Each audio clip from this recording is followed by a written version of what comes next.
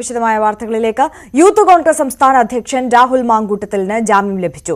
DGP ഓഫീസിലേക്ക് നടത്തിയ മാർച്ചിലും സെക്രട്ടേറിയറ്റിലേക്ക് നടത്തിയ മാർച്ചിലും എതിരെ രജിസ്റ്റർ ചെയ്ത കേസുകളിലാണ് ജാമ്യം. ഇതോടെ രാഹുലിന് ജയിൽ മോചിതനാകാം. ഇന്നലെ കെപിസിസി നടത്തിയ മാർച്ചിലെ സംഘർഷത്തിലെടുത്ത കേസുകളിൽ ജാമ്യം ലഭിച്ചിരുന്നു. വിവരങ്ങളുമായി വി വിനോദ് ചേരുന്നു. വിനോദ്, 9-ാം തീയതിയാണ് രാഹുൽ മാങ്കൂട്ടത്തിൽ റിമാൻഡിലാകുന്നത്. 8 ദിവസത്തിന് ശേഷം ജയിൽ മോചിതനാകുന്നു. വലിയ പ്രതിഷേധങ്ങൾക്കാണ് അതിനുശേഷം നമ്മുടെ സംസ്ഥാനം സാക്ഷ്യം വഹിച്ചത്. വലിയ രീതിയിലുള്ള പ്രതിഷേധങ്ങൾ യൂത്ത് കോൺഗ്രസിന്റെ ഭാഗത്തു നിന്നുണ്ടായിരുന്നു. അദ്ദേഹത്തിനെ അറസ്റ്റ് ചെയ്ത രീതിയിലടക്കം വലിയ വിമർശനങ്ങൾ ഉയർന്നു. എന്തായാലും ഇതിനിടയിൽ ജയിലിൽ കിടക്കുമ്പോഴും 3 കേസുകൾ രാഹുലിനെതിരെ രജിസ്റ്റർ ചെയ്യുകയും ചെയ്തിരുന്നു. ഒടുവിൽ രാഹുൽ ഇപ്പോൾ ജയിൽ മോചിതനാകുന്നു. വാദങ്ങൾ ഏതൊക്കെ എങ്ങനെയൊക്കെ പരിഗണിച്ചാണ് കോടതി ഇപ്പോൾ ജാമ്യം അനുവദിച്ചിരിക്കുന്നത്? എന്തൊക്കെ ഉപാധികളാണ് കോടതി വെച്ചിരിക്കുന്നത്?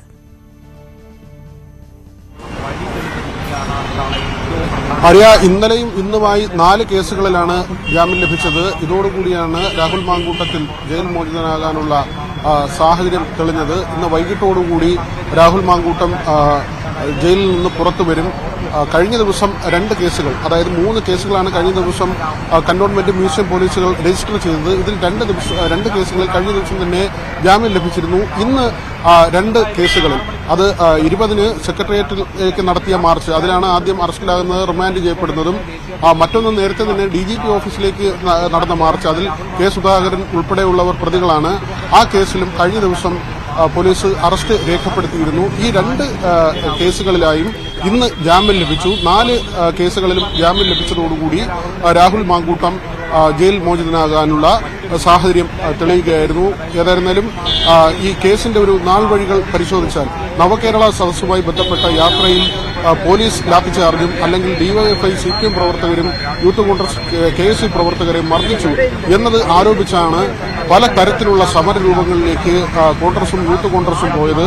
ഇതിൽ സെക്രട്ടേറിയറ്റ് മാർച്ച് നടന്ന ദിവസം, അതായത് 20-ാം തീയതി വലിയ തോതിൽ പോലീസിന് നേരെ അക്രമമുണ്ടായിരുന്നു. അതിൽ ചുമത്തിയിരുന്ന കേസുകൾ പൊതുമുതൽ നശിപ്പിച്ചതിന് പുറമെ ഉദ്യോഗസ്ഥരുടെ കൃത്യനിർവഹണം തടസ്സപ്പെടുത്തിയതും അവരെ പരിക്കേൽപ്പിച്ച് ഗുരുതര പരിക്കുകൾ, അവരെ ആക്രമിച്ച് ഗുരുതര പരിക്കുകൾ സൃഷ്ടിച്ചതും ഉൾപ്പെടെയുള്ള വകുപ്പുകൾ, ആ വകുപ്പുകൾ ചേർത്തായിരുന്നു കേസെടുത്തിരുന്നത്. PDPP ആക്ട് ഉൾപ്പെടെ ചുമത്തുകയും ചെയ്തിരുന്നു. ഇതാദ്യം അറസ്റ്റ് ചെയ്ത് കോടതിയിലെത്തുമ്പോൾ ജാമ്യത്തിന് ശ്രമിച്ചെങ്കിലും അന്ന് ജാമ്യം ലഭിച്ചിരുന്നില്ല. തുടർന്നാണ് 14 ദിവസത്തേക്ക് റിമാൻഡിലേക്ക് പോകുന്ന ഒരു സാഹചര്യം ഉണ്ടായത്. 22 വരെയാണ് റിമാൻഡ് കാലാവധി. പക്ഷേ അതിനു മുൻപ് തന്നെ മുകളിലെ കോടതിയിലേക്ക്, അതായത് ജില്ലാ കോടതിയിലേക്ക് പോവുകയും അവിടെ നിന്നിപ്പോൾ ആ കേസിൽ ജാമ്യം ലഭിച്ചിരിക്കുന്നു. മറ്റൊന്ന്, നേരത്തെ പറഞ്ഞതുപോലെ തന്നെ DGP ഓഫീസിലേക്ക് നടത്തിയ മാർച്ചാണ്. അതിന്റെ പേരിൽ ചെറിയ വകുപ്പുകളാണ്. ഈ ഉപാധികൾ ഇങ്ങനെയാണ്. ആദ്യത്തെ കേസിൽ, അതായത് സെക്രട്ടേറിയറ്റ് മാർച്ചുമായി ബന്ധപ്പെട്ട കേസിൽ 50,000 രൂപ അല്ലെങ്കിൽ 2 ആൾ ജാമ്യം എല്ലാ തിങ്കളാഴ്ചയും 6 ആഴ്ചകൾ തുടർച്ചയായി 6 ആഴ്ചകളിൽ തിങ്കളാഴ്ചകളിൽ അന്വേഷണ സംഘത്തിന് മുന്നിൽ ഹാജരാകണം. രണ്ടാമത്തെ ജാമ്യ വ്യവസ്ഥ ഇങ്ങനെയാണ്: 25,000 രൂപ ബോണ്ട് അല്ലെങ്കിൽ 2 ആൾ ജാമ്യം എല്ലാ ചൊവ്വാഴ്ചയും അന്വേഷണ സംഘത്തിന് മുന്നിൽ ഹാജരാകണം. ഇങ്ങനെ 2 ജാമ്യത്തിലായി 2 ജാമ്യ വ്യവസ്ഥകൾ രാഹുൽ മാങ്കൂട്ടം പാലിക്കേണ്ടതുണ്ട്. 2 കോടതികളാണ്. സെഷൻസ് കോടതിയാണ് സെക്രട്ടേറിയറ്റ് മാർച്ചുമായി ബന്ധപ്പെട്ട കേസിലെ ജാമ്യാപേക്ഷ പരിഗണിച്ചത്. ACJM ആണ് രണ്ടാമത്തെ കേസ് പരിഗണിച്ചത്. ഇങ്ങനെ ഇന്ന് 2 കോടതികളിലായാണ് ജാമ്യാപേക്ഷകൾ എത്തിയത്.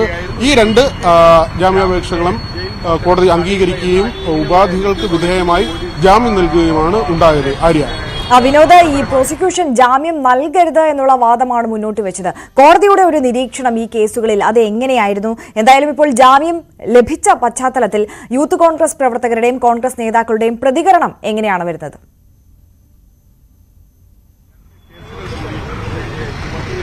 ഇതിൽ ഏറ്റവും പ്രധാനപ്പെട്ട കേസ് അത് സെക്രട്ടേറിയറ്റ് മാർച്ചുമായി ബന്ധപ്പെട്ട കേസാണ്. അതിൽ നേരത്തെ തന്നെ 31 യൂത്ത് കോൺഗ്രസ് പ്രവർത്തകർ അറസ്റ്റിലായിരുന്നു. പിന്നീട് PDPP ആക്ട് ഉൾപ്പെടെയാണ്. അതിൽ അവർ ആ തുക കെട്ടിവെച്ചു. അതിൽ അവശേഷിച്ച് ഏതാണ്ട് 1,300 രൂപയാണ്, 1,360 രൂപയാണ്. ആ തുക കൂടി ഈ ജാമ്യവ്യവസ്ഥയുടെ ഭാഗമായി, ഈ തുക PDPP ആക്ടിന്റെ ഭാഗമായി രാഹുൽ മാങ്കൂട്ടം അടയ്ക്കേണ്ടതുണ്ട്. മറ്റേ രണ്ടാമത്തെ കേസ് അത് DGP ഓഫീസിലേക്ക് നടന്ന മാർച്ചാണ്. അതിൽ ഗുരുതരമായ കുറ്റകൃത്യങ്ങളില്ല, ഈ നിയമവിരുദ്ധമായ ആൾക്കൂട്ടം, സംഘം ചേരൽ, എന്ന കുറ്റം മാത്രമാണ് ചുമത്തിയിരുന്നത്. ഈ ആദ്യത്തെ കേസിലെ അറസ്റ്റ് അത് വലിയ നാടകീയമായിരുന്നു. രാഹുൽ മാങ്കൂട്ടത്തിന്റെ വീട്ടിലേക്ക് പുലർച്ചെ പോലീസ് എത്തുകയും ഈ അമ്മയുടെയും സഹോദരിയുടെയും മുന്നിൽ വെച്ച് അറസ്റ്റ് ചെയ്ത് കൊണ്ടുപോവുകയുമായിരുന്നു. നേരത്തെയുള്ള കേസ് വ്യാജ തിരിച്ചറിയൽ കാർഡ് കേസ് ഉൾപ്പെടെയുണ്ട്. അപ്പോഴെല്ലാം അന്വേഷണ സംഘം ആവശ്യപ്പെടുമ്പോൾ രാഹുൽ മാങ്കൂട്ടം ഹാജരാകുകയും അന്വേഷണത്തോട് സഹകരിക്കുകയും ചെയ്ത ആളാണെന്ന് അപ്പോൾ തന്നെ യൂത്ത് കോൺഗ്രസ് നേതൃത്വങ്ങൾ വ്യക്തമാക്കി. രാഷ്ട്രീയ പ്രേരിതമായ അറസ്റ്റാണ്. നിയമത്തിനപ്പുറത്തേക്ക് രാഹുൽ മാങ്കൂട്ടത്തെ, അത് മുഖ്യമന്ത്രിക്കെതിരെ നിരന്തരം ആരോപണം ഉന്നയിക്കുന്ന ഒരാൾ എന്ന നിലയ്ക്ക് അദ്ദേഹത്തെ ഈ അമ്മയുടെ മുന്നിൽ വെച്ച് തന്നെ അറസ്റ്റ് ചെയ്യുക എന്നൊരു അജണ്ട സർക്കാരിനുണ്ടായിരുന്നു, മുഖ്യമന്ത്രിക്കുണ്ടായിരുന്നു. അതുകൊണ്ട് പോലീസിനെ കൊണ്ട് പുലർച്ചെ വീട് വളഞ്ഞ് അറസ്റ്റ് ചെയ്തു എന്ന കാര്യമാണ് നേരത്തെ ആരോപണമായി ഉയർത്തിയത്. അതിന്റെ പിന്നാലെ അതിനുശേഷം യൂത്ത് കോൺഗ്രസിന്റെ വിവിധ സമരങ്ങൾ ഉണ്ടാവുകയും ചെയ്തു.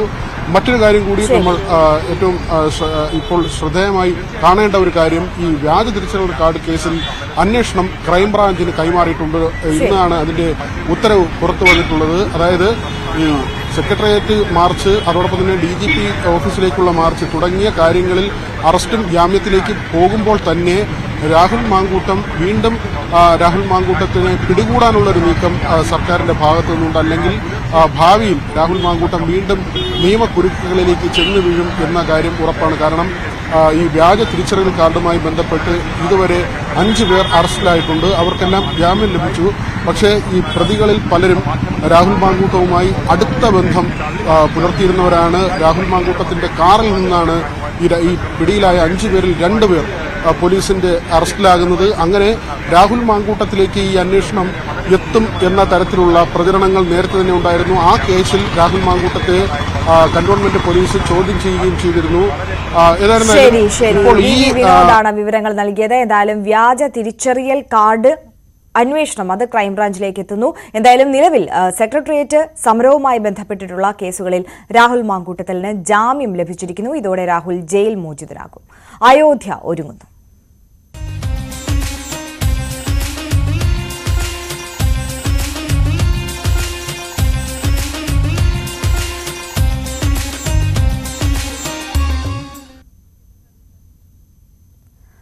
പ്രാൺ പ്രതിഷ്ഠയോടനുബന്ധിച്ചിട്ടുള്ള ചടങ്ങുകൾ അവിടെ പുരോഗമിക്കുകയാണ്. പ്രധാനപ്പെട്ട പൂജകൾക്ക് തുടക്കമായിട്ടുണ്ട് അയോധ്യയിൽ നിന്ന് കൂടുതൽ വിവരങ്ങളുമായി രഞ്ജിത്ത് രാമചന്ദ്രൻ ചേരുന്നു. രഞ്ജിത്തിലേക്ക്.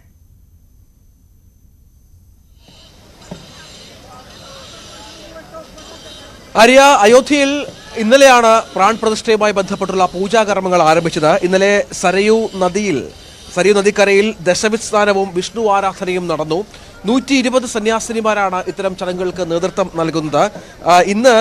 ഇന്ന് രാംലല്ലയുടെ വിഗ്രഹം വഹിച്ചുള്ള ഘോഷയാത്ര അല്പസമയത്തിനകം അയോധ്യയിലേക്ക് എത്തും. അതും വലിയ പ്രൗഢഗംഭീരമായ ചടങ്ങാണ്. സരയൂ നദിയിലെ ജലം വഹിച്ചുള്ള കലശവും ക്ഷേത്രത്തിലേക്ക് എത്തുന്നുണ്ട്. അങ്ങനെ ഒരുപാട് ആഘോഷ പരിപാടികൾ, ആചാരങ്ങൾ ഈ പ്രാൺ പ്രതിഷ്ഠയുമായി ബന്ധപ്പെട്ട അയോധ്യയിൽ പുരോഗമിക്കുകയാണ്. ഒപ്പം ഇങ്ങോട്ടേക്കുള്ള വരവ്, ഈ ഭക്തരുടെ വരവിനൊന്നും യാതൊരു കുറവുമില്ല. നിരവധി ആളുകൾ വിവിധ പ്രദേശങ്ങളിൽ നിന്ന് ഇങ്ങോട്ടേക്ക് എത്തി തങ്ങളുടെ രാംലല്ലയോടുള്ള भक्ति अर्पित कहाँ से आया है भैया? मुंबई से। जय श्री राम। इधर तक राम जी ने बुलाया है, राम जी के आशीर्वाद से आए हैं।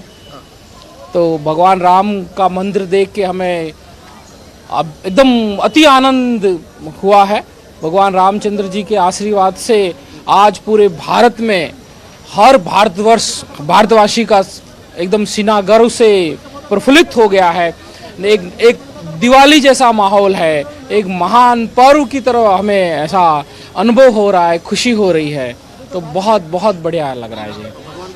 भगवान को रामचंद्र जी के दर्शन किए हमने तो, और मंदिर को भी देख के बहुत आनंद को देख के कैसा लगा? एकदम अति आनंद प्राप्त हुआ जी। अद्भुत। आपका उधर से बहुत आदमी आता है इधर? बहुत आदमी सर, बहुत आदमी। मुंबई से तो आप मुंबई को अगर आप फील करोगे ना तो आपको दिवाली जैसा फील होगा। और हमें ऐसा लगता है कि ये न्यूज़ वाले या पॉलिटिकली लोगों को, हर एक आम मुंबई वासी को देखोगे तो राममय हो गया है। हर एक सोसाइटी में 22 तारीख को बड़े फंक्शन हैं। और आप देखना मुंबई में जो दिवाली जैसा अनुभव होगा, इतना बढ़िया काम हो रहा है। ഒരുപാട് ഇപ്പോൾ നാം സംസാരിച്ച വ്യക്തി മുംബൈയിൽ നിന്ന് വന്ന ആളാണ്, മഹാരാഷ്ട്രയിൽ നിന്ന് വന്ന ആളാണ്. അത്രയും ദൂരെ സഞ്ചരിച്ച് രാജ്യത്തിന്റെ വിവിധ ഭാഗങ്ങളിൽ നിന്ന്, വിവിധ സംസ്ഥാനങ്ങളിൽ നിന്ന് ഒരുപാട് ആളുകൾ ഇങ്ങോട്ടേക്ക് വരുന്നുണ്ട്. ദൃശ്യങ്ങളിൽ കാണാം ഓരോ ദിവസവും ഇവിടെ വരവ് വർദ്ധിക്കുകയാണ്, കുറയുകയല്ല. ഇന്ന് അല്പം കാലാവസ്ഥയ്ക്ക് ഒരു ചെറിയ വ്യത്യാസമുണ്ട്. കാരണം ഇന്ന് അല്പം ഒരു വെയിലിൻ്റെ ഒരു രീതിയുണ്ട്, ഒപ്പം ചൂട് അല്പമുണ്ട്, ഈ തണുപ്പിനൊരു കുറവുണ്ട്. ഈ 18-നാണ് ഇവിടെ ഗണേശ പൂജ നടക്കുക. അത് ഗണേശ അംബിക പൂജ അത് നടക്കുക. 19-ന് ആഴി പൂജയാണ്, നവഗ്രഹം സ്ഥാപിക്കും. പിറ്റേന്ന് ശ്രീകോവിൽ സരയൂ ജലം ഉപയോഗിച്ച് കഴുകി അന്നാധിവാസ ചടങ്ങുകൾ ആരംഭിക്കും. 21-നാണ് രാംലല്ല വിഗ്രഹം 125 കലശങ്ങളിൽ കുളിപ്പിച്ചതിന് ശേഷം 22-ന് ഉച്ചയ്ക്ക് 12:30-ക്കാണ് പ്രാൺ പ്രതിഷ്ഠ. 150 രാജ്യങ്ങളിൽ നിന്നുള്ള ആളുകൾ ചടങ്ങിൽ പങ്കെടുക്കും എന്നുള്ളതാണ് നമുക്ക് ലഭിക്കുന്ന ഏറ്റവും പ്രധാനപ്പെട്ട വിവരം. ഇവർക്കുള്ള സംവിധാനങ്ങളൊക്കെ ഒരുങ്ങിക്കഴിഞ്ഞു. അയോധ്യ ക്ഷേത്ര ട്രസ്റ്റാണ് ഇതുമായി ബന്ധപ്പെട്ട ഒരുക്കങ്ങൾ നടത്തുന്നത് എന്നുള്ളതാണ് ഏറ്റവും പ്രധാന കാര്യം. 23 മുതലാണ് പൊതുജനങ്ങൾക്ക് സന്ദർശനം ഇവിടെ അനുവദിച്ചിരിക്കുന്നത്. അതായത് 20, 21, 22 ദിവസങ്ങളിൽ പൊതുജനങ്ങൾക്ക് സന്ദർശനത്തിനുള്ള അവസരമില്ല, സമയമുണ്ടാവില്ല. കാരണം ഇവിടെ വലിയ സുരക്ഷയിലാണ്. ഇപ്പോൾ തന്നെ ഇവിടുത്തെ ചെറിയ നിരത്തുകളൊക്കെ അടച്ചു കഴിഞ്ഞു. വാഹനങ്ങൾക്കൊന്നും ഈ പ്രധാന റോഡിലേക്ക് പ്രവേശനമില്ല എന്നുള്ളതാണ്. നമ്മുടെ വാഹനങ്ങളടക്കം നമ്മൾ താമസിക്കുന്ന ലോഡ്ജിൽ, ഹോട്ടലിൽ കുടുങ്ങിക്കിടക്കുകയാണ്, പുറത്തേക്ക് എടുക്കാൻ സാധിക്കുന്നില്ല. വളരെ അടുത്താണ് നമ്മൾ താമസിക്കുന്നതുകൊണ്ട് മാത്രമാണ് ഇങ്ങോട്ടേക്ക് നടന്ന് എത്താൻ സാധിച്ചത്. അങ്ങനെ വലിയ സുരക്ഷാ ക്രമീകരണങ്ങൾ ഒരുക്കി തന്നെയാണ് ഇത്തരം സംവിധാനങ്ങൾ ഇവിടെ ഏർപ്പെടുത്തുന്നത് എന്നുള്ളതാണ് ഏറ്റവും പ്രധാനപ്പെട്ട വിവരം. അങ്ങനെ ഓരോ ദിവസവും സുരക്ഷയുടെ രീതി മാറുന്നു, അത് ആ തരത്തിൽ മുന്നോട്ട് കൊണ്ടുപോകുന്നു എന്നുള്ള പ്രധാനപ്പെട്ട വിവരമുണ്ട്. നമുക്ക് ഈ ഭക്തിയുടെ വിവിധ മാർഗങ്ങൾ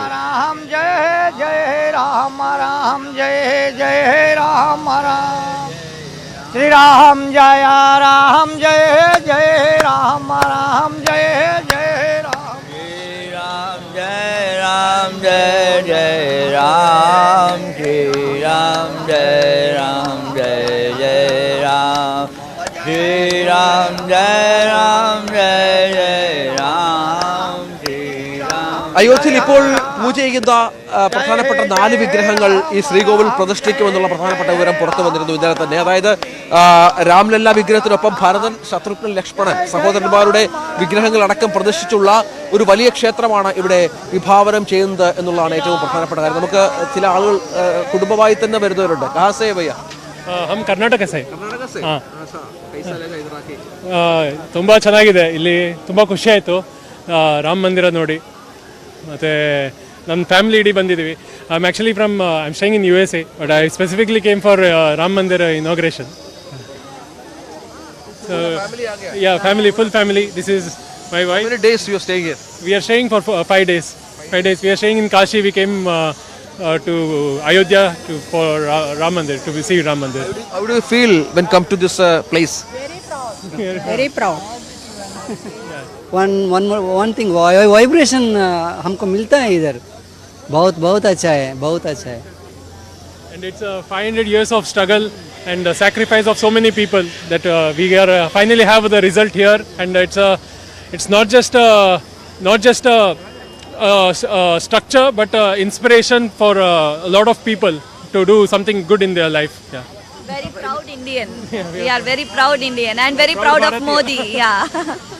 Karnataka, what is the reaction of the all people when you talk to other people? What is the reaction? What's the feeling they are giving to you? In Karnataka, it's like lot of people are mesmerized and are waiting to come to Ayodhya. They are waiting for the opening. And many people are really happy that finally we have the Ram Mandir. Yeah. Okay, thank you. All the best. അതാണ് അവസ്ഥ. നമുക്ക് ഇപ്പോൾ കർണാടകയിൽ നിന്ന് വന്നൊരു കുടുംബമാണ്. അങ്ങനെ ഒരുപാട് പേർ. കാംസേ ഭയ്യ? बोलिए. हिंदी मालूम है? हाँ, हिंदी. कहाँ से है? MLA. हम लोग दोनों एक्स MLA हैं. जी. How do you feel when coming here? प्रभु श्री राम का सपना हम लोग का पूरा हुआ. हम लोग दर्शन के लिए आए हैं. दर्शन कर दिया? हाँ, अभी दर्शन कर लिया मंदिर. Lots of developments. जी. बहुत सुंदर. नहीं. पहले आया इधर? हाँ, बहुत बार आया. हम लोग तो उस समय लाठी भी खाया है. അങ്ങനെ ഈ പല സ്ഥലങ്ങളിൽ നിന്നുള്ള ഒരുപാട് ആളുകൾ, പൊതുജനങ്ങൾക്ക് 23 ദർശനം. ഇന്നിപ്പോൾ തീയതി ഇന്ന് 2-3 ദിവസം മാത്രമായിരിക്കും പൊതുജനങ്ങൾക്കായുള്ള ദർശന സൗകര്യങ്ങൾ ഉണ്ടാവുക. അങ്ങനെ ഈ അയോധ്യയുടെ ഒരു മുഴുവൻ വികാരം അത് ഈ തരത്തിലാണ്. ഭക്തിമയമാണ് ഇവിടെ. നിരവധി ആളുകൾ ഇങ്ങോട്ടേക്ക് എത്തുന്നു. ഓരോ നിമിഷവും വരുന്ന ആളുകളുടെ എണ്ണത്തിൽ വലിയ വർധനവുണ്ടാകുന്നു. ഞാൻ നേരത്തെയൊക്കെ പറഞ്ഞതുപോലെ ഭാഷാ വ്യത്യാസമില്ലാതെ ഈ അയോധ്യ രാം മന്ദിറിന്റെ നിർമ്മാണവും അതിന്റെ പ്രതിഷ്ഠയും ജനങ്ങൾ ആഘോഷിക്കുന്നു എന്നുള്ളതാണ് ഏറ്റവും പ്രധാനപ്പെട്ട വിവരം. നമുക്ക് ഇതിന്റെ വിശദാംശങ്ങളിലേക്ക് തന്നെ വളരെ പെട്ടെന്ന് തിരിച്ചു വരാം ഒരു ചെറിയ ഇടവേളയ്ക്ക് ശേഷം.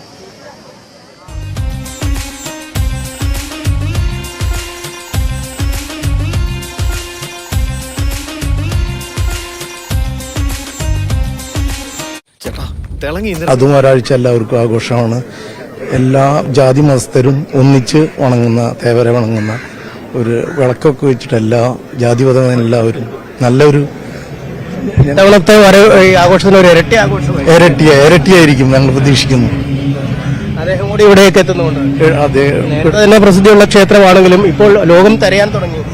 ആരാണ് തൃപ്രയാർ ക്ഷേത്രം, എവിടെ, എന്താണ് അതിന്റെ ചരിത്രം? അതെ അതെ അതെ 2000 വർഷങ്ങൾ പഴക്കമുള്ള ഒരു ക്ഷേത്രമാണത്. അതെ, ഇന്ത്യൻ പ്രധാനമന്ത്രി ആയതുകൊണ്ട് ഞങ്ങൾക്ക് ഭയങ്കര ഇഷ്ടമാണ്. അപ്പൊ മോള് നിർബന്ധിച്ചപ്പോൾ ഞങ്ങൾ ഇങ്ങനെ പോകുന്നു. ഭയങ്കര ഒരു ആവേശല്ലേ പ്രധാനമന്ത്രിനെ കാണാന്ന് പറയുന്നത്. ഇല്ല, ആദ്യമായിട്ടിരിക്കുക. അതിന്റെ എക്സൈറ്റ്മെന്റ് ഉണ്ട്. ഇല്ല, അത് ജോലിയുടെ ബുദ്ധിമുട്ടുള്ളതുകൊണ്ട് അങ്ങോട്ട് വരാൻ പറ്റിയില്ല. ഇപ്പൊ നമ്മുടെ നാടാണ്, ഞങ്ങളുടെ സ്വാമിയാണ്, ശ്രീരാമസ്വാമിയാണ്, ഞങ്ങളുടെ തേവരാണ്. അതുകൊണ്ട് ഞങ്ങൾക്ക് കാണണം. ശക്തിയുള്ള തേവരാണ്. അതെ, ഞങ്ങളുടെ തേവരാണ്, ഞങ്ങളുടെ നാട് ഭരിക്കുന്ന തേവരാണ്. അതുകൊണ്ട് ഞങ്ങൾക്ക് കാണണം.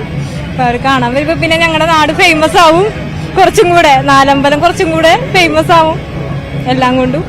മൊത്തം ഇപ്പൊ തന്നെ തിരയാൻ തുടങ്ങി. ഏതാണ് തൃപ്രയാർ അമ്പലം, അവിടുത്തെ ഐതിഹ്യം ഏത്, ചരിത്രം ഏത്, പ്രധാന ആചാരങ്ങളൊക്കെ അന്വേഷിക്കാൻ തുടങ്ങി. അതെ.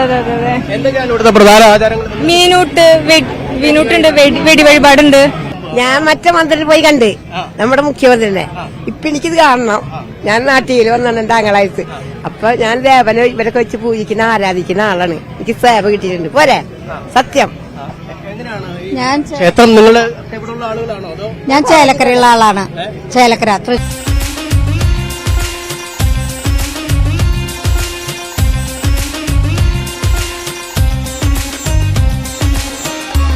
121 ആചാര്യന്മാരുടെ താന്ത്രിക വിധി പ്രകാരമുള്ള കർമ്മങ്ങൾ പുരോഗമിക്കുകയാണ്. അതിന്റെ തൊട്ടുപുറകിലുള്ള രാമക്ഷേത്രത്തിൽ ഗണേശ്വർ ശാസ്ത്രികൾ നേതൃത്വത്തിൽ കാശിയിലെ ലക്ഷ്മികാന്ത് ദീക്ഷിതിന്റെ കാർമ്മികത്തിലാണ് ചടങ്ങുകൾ പുരോഗമിക്കുന്നത്.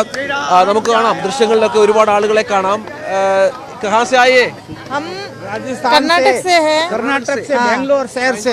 मेन राजस्थान है हमारा प्रॉपर. हम कर्नाटक में रहते हैं और कर्नाटक से इधर अयोध्या आए. कितना दिन हो गए इधर? हमको आए आज 5वां दिन चल रहा है. पूरा दिन हाँ, इधर ही 22 तारीख तक यहाँ पर ही है. जगतगुरु का 108 बहुत अच्छा लगा. बहुत अच्छा है. बहुत अच्छा, बहुत सुंदर. जन्मभूमि में आ गए ना. हम साक्षात भगवान राम जी के दर्शन किए. बहुत अच्छा लगा. 22 तारीख तक हम यहाँ ही रहेंगे और 22 के बाद निकलेंगे हमसे. बहुत अच्छा लगा. सरयू नदी देखा है और यहाँ की व्यवस्था बहुत बढ़िया है, बहुत अच्छी है. जय श्री राम. राम का भजन, राम का भजन गाओ. हम मारवाड़ी में कौन सा गाँव बोलो?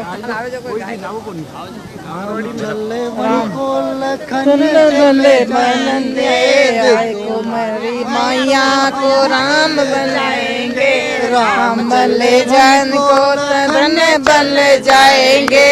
राम चले बन चले जाएंगे.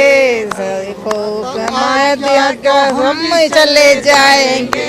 बेटा तुमको भूख लगेगी भोजन कैसे लाओगे? बेटा तुमको भूख लगेगी भोजन कैसे लाओगे? राम फल खाएंगे तो खाते चले जाएंगे. राम फल खाएंगे तो खाते चले जाएंगे. चले वन को लखने चले जाएंगे.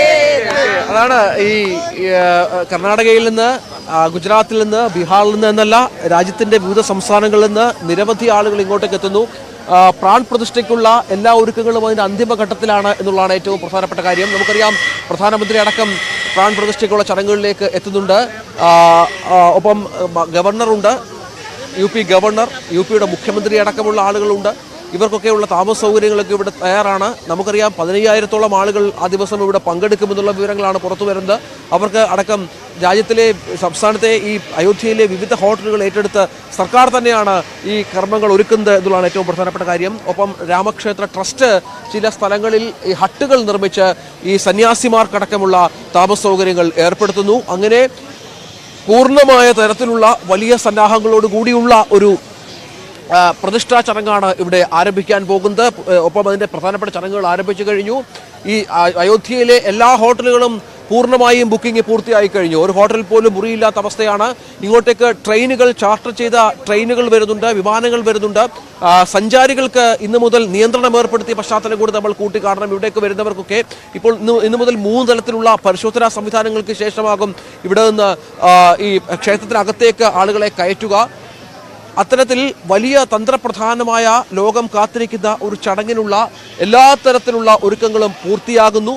അതിനുശേഷം ആ ചടങ്ങിലേക്ക് 23 മുതൽ പൊതുജനങ്ങൾക്കായി തുറന്നു കൊടുക്കുന്നു. 30 മുതലാകും ശരിക്കുള്ള ആചാരവിധി പ്രകാരമുള്ള ദർശനവും മറ്റു കാര്യങ്ങളുമൊക്കെ സംഭവിക്കുക. പ്രസാദമൊക്കെ അടക്കം വിതരണം ചെയ്ത് ഭക്തർക്ക് ഇവിടെ എത്തി കാര്യങ്ങൾ കണ്ടുമടങ്ങാൻ സാധിക്കുക എന്നും രാമക്ഷേത്ര ട്രസ്റ്റ് അറിയിച്ചിട്ടുണ്ട്. പക്ഷേ 23 മുതൽ പൊതുജനങ്ങൾക്ക് കാണാനുള്ള സൗകര്യമുണ്ട്. നമുക്കറിയാം ഇവിടത്തേക്കുള്ള ട്രെയിൻ ടിക്കറ്റുകൾ, ഫ്ലൈറ്റ് ടിക്കറ്റുകൾ എല്ലാം വരുന്ന 2 മാസത്തേക്ക് പൂർണ്ണമായും ബുക്ക് ചെയ്തു കഴിഞ്ഞു എന്നുള്ള വിവരങ്ങൾ പുറത്തു വരുന്നുണ്ട്. രാജ്യത്തിന്റെ വിവിധ ഭാഗങ്ങളിൽ നിന്നുള്ള നിരവധി സന്ദർശകർ ഇങ്ങോട്ടേക്ക് എത്തുന്നുണ്ട്. കേരളത്തിലെ ആളുകൾക്ക് ഫെബ്രുവരി 22-നാണ് കേരളത്തിൽ നിന്നുള്ള ഒരു സംഘം ആളുകൾ ഇങ്ങോട്ടേക്ക് എത്തുക എന്നും രാമക്ഷേത്ര ട്രസ്റ്റ് അറിയിക്കുന്നുണ്ട്. അങ്ങനെ എല്ലാ തരത്തിലുള്ള സംവിധാനങ്ങളും ഒരുക്കിക്കൊണ്ട് വലിയ തോതിൽ ഒരു പ്രാൺ പ്രതിഷ്ഠാ ചടങ്ങിന് അയോധ്യ സാക്ഷ്യം വഹിക്കാൻ പോവുകയാണ്. അതിനുള്ള അവസാനവട്ട ഒരുക്കത്തിലാണ് ഇതുമായി ബന്ധപ്പെട്ട ആളുകൾ എന്നുള്ളതും നമ്മൾ കാത്തിരുന്ന് കാണണം. അത്തരത്തിൽ എല്ലാ മേഖലകളിലുമുള്ള വികസന കുതിപ്പിനും അയോധ്യ ഒരുങ്ങുന്നു എന്നുള്ള കാര്യങ്ങളും വരുന്നുണ്ട്. അങ്ങനെ ഇന്നലെ മുതൽ തന്നെ തുടങ്ങിയ ഈ പ്രതിഷ്ഠാ ചടങ്ങുകളുമായി അനുബന്ധിച്ചുള്ള പൂജകൾ അതിപ്പോഴും പുരോഗമിക്കുകയാണ്. 22 വരെ ആ പൂജാ ചടങ്ങുകൾ നീണ്ടു നിൽക്കുകയും ചെയ്യും. തത്സമയ വിവരങ്ങളും റിപ്പോർട്ടുകളുമായി ന്യൂസ് 18 സംഘം അയോധ്യയിലുണ്ട്. തൽക്കാലത്തേക്ക് സൈനിങ് ഓഫ്.